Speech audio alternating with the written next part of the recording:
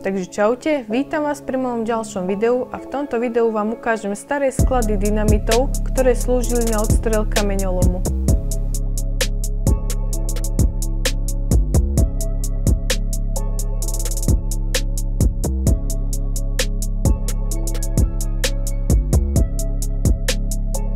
Hneď na začiatku som objavil túto malú budovu, bola to iba nejaká malá kancelária.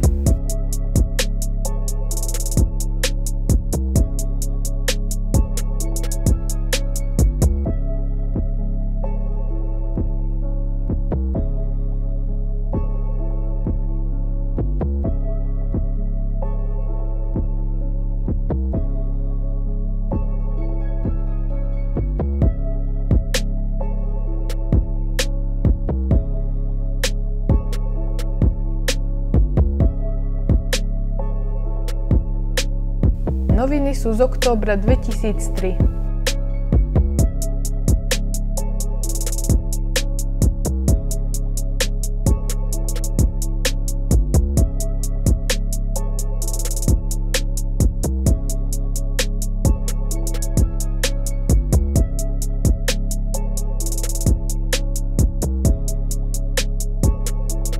Hneď vedľa sa nachádza ďalšia kancelária, kde zrejme plánovali, ako rozmiestniť dynamity v kameňolome.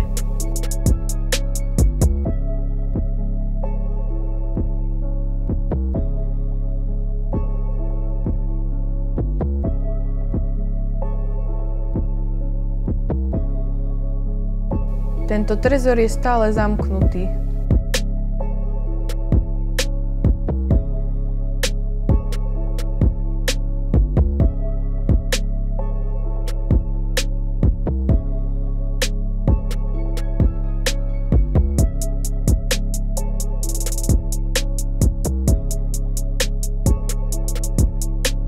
Teraz som sa už presunul ku skladom.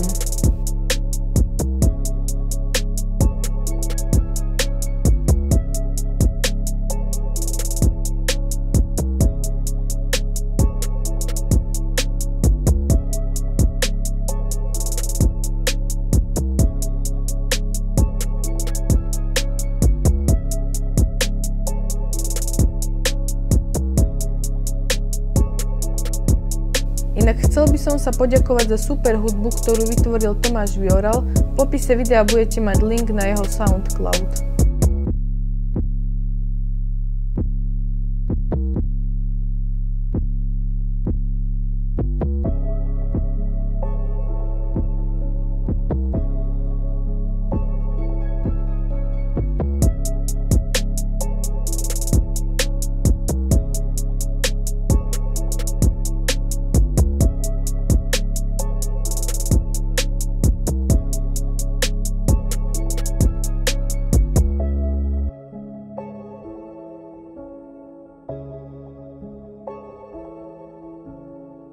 V skrini ešte ostali staré dokumenty. Takže